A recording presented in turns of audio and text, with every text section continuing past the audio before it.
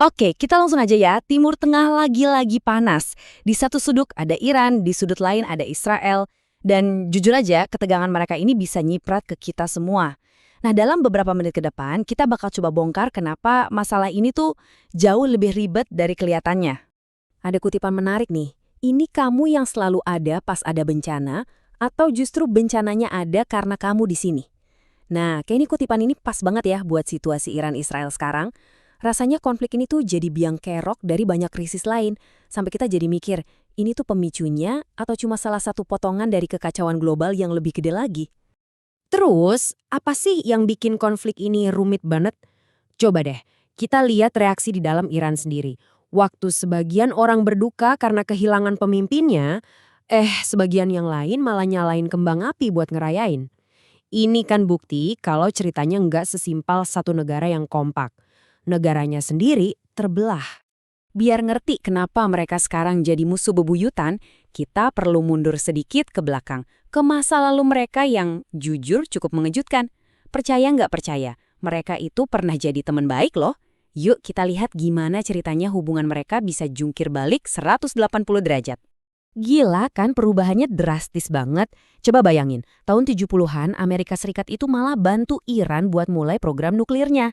Terus boom, revolusi Islam 1979 mengubah segalanya. Sempat ada titik terang sih pas ada perjanjian nuklir tahun 2015. Tapi ya, sekarang perjanjian itu di ujung tanduk. Bener-bener kayak roller coaster sejarah. Jadi, perjanjian tahun 2015 itu intinya simple banget. Ibaratnya deal-dealan lah. Iran dibebasin dari sanksi ekonomi yang berat. Sebagai gantinya, dunia dapat jaminan kalau program nuklir Iran nggak bakal dijadiin senjata. Sebuah pertukaran yang gede banget demi perdamaian. Terus, kok bisa gagal? Nah, ini dia. Semuanya ambruk kayak domino. Pertama, Amerika Serikat minta lebih. Nggak cuma nuklir, tapi semua senjata canggih harus dilarang. Tentu Iran nolak. Alasannya ya buat jaga diri. Nah, pas negosiasi lagi buntu-buntunya, tiba-tiba Israel nyerang. Buat Iran, ini jelas pengkhianatan. Akhirnya mereka cabut, dan ya, program nuklirnya jalan lagi tanpa ada yang ngawasin. Nah, gagalnya perjanjian itu bikin kita bertanya-tanya, sebenarnya apa sih motif dibalik semua tekanan ke Iran ini? Apa ini murni soal keamanan dunia, atau jangan-jangan ada agenda bisnis yang tersembunyi? Di sini nih, kita dihadapkan sama dua cerita yang beda banget. Cerita pertama itu cerita pahlawan. Katanya intervensi ini buat membebaskan rakyat dan bawa demokrasi. Tapi ada cerita kedua yang lebih sinis. Katanya ini semua cuma soal ngerebutin sumber daya alam dan keuntungan strategis. Orang-orang yang percaya teori perang bisnis ini nunjukin polanya jelas banget loh. Coba aja lihat sejarah intervensi di tempat lain, kayak di Venezuela atau Irak, polanya selalu sama. Masuk militer, terus sumber dayanya dikuasai. Tujuannya ya buat ngendaliin pasar energi dunia dan ngejegal saingan ekonomi kayak Cina. Jadi, kita punya dua versi cerita yang saling bertolak belakang kan? Satu versi pahlawan yang mau membebaskan orang, satu lagi versi pebisnis yang mau menguasai sumber daya. Mana yang benar? Mungkin jawabannya ada di tengah-tengah. Tapi ngelihat pola yang ada, kok ya susah juga buat ngabaikin cerita yang kedua ini? Oke, lupakan dulu soal motifnya. Pertanyaan yang paling penting sekarang, segede apa resikonya ini bakal jadi lebih parah? Apa mungkin konflik regional ini bisa melebar dan jadi sesuatu yang jauh lebih bahaya? Dan yang ironisnya, tahu nggak sih, di tengah semua kekacauan ini, ada data yang bilang kalau Indonesia itu negara teramah nomor 4 di dunia kalau sampai amit-amit perang dunia pecah.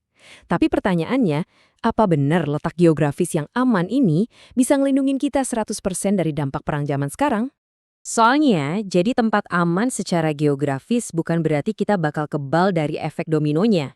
Cuma butuh satu pemicu aja buat ngubah konflik yang tadinya cuma di satu wilayah, jadi perang dunia. Nah, pemicunya itu apa? Menurut para analis, pemicu utamanya itu satu. Kalau ada negara besar lain, katakanlah Cina, ikut campur langsung buat ngebela Iran. Kalau itu sampai terjadi, ini bukan lagi perang titip-titipan lewat negara lain. Ini bakal jadi konfrontasi langsung antara raksasa-raksasa dunia. Nah, disitulah skenario paling buruk bisa jadi kenyataan. Dan masalahnya nggak berhenti di Iran aja. Tensi mulai merembat ke negara tetangga. Udah ada laporan yang nyebut kalau Presiden Turki bisa jadi target berikutnya. Ini sinyal bahaya banget. Artinya, konflik ini bisa dengan gampang melebar dan nyeret lebih banyak negara ke dalam pusaran kekacauan. Mungkin kalian mikir, itu kan jauh di sana, ngapain pusing? Jangan salah. Sebentar lagi kita bakal lihat gimana caranya konflik ini bisa ngaruh langsung ke isi dompet kalian, nggak peduli kalian tinggal di mana. Ini namanya Selat Hormuz. Anggap aja ini urat nadi ekonomi dunia. Serius, 20% minyak dunia itu berarti 1 dari tiap 5 barel minyak harus lewat jalur sempit ini setiap hari. Kebayangkan betapa penting dan rentannya tempat ini? Nah, ini dia poin utamanya. Kalau sampai konflik bikin selat ini ditutup, bahkan cuma seminggu aja, efeknya bakal ngerasa di seluruh dunia. Harga bensin di SPBU deket rumah kalian bakal langsung meroket. Harga emas naik gila-gilaan. Inflasi bakal ngehajar ekonomi global. Tiba-tiba perang yang tadinya kelihatan jauh itu jadi deket banget sama kita. Albert Einstein pernah bilang, dan ini benar-benar bikin merinding. Saya nggak tahu perang dunia ketiga pakai senjata apa. Tapi perang dunia keempat pasti pakai tongkat dan batu. Ini pengingat yang ngeri banget soal apa yang dipertaruhkan. Perang modern itu punya potensi buat ngehancurin semuanya sampai kita balik lagi ke zaman batu. Jadi pertanyaan terakhirnya buat kita semua renungin, ngelihat semua bidak catur yang udah ada di posisinya masing-masing, seberapa dekat kita sebetulnya dari skenario terburuk itu. Oke, itu aja pembahasan kita kali ini. Terima kasih udah menyimak.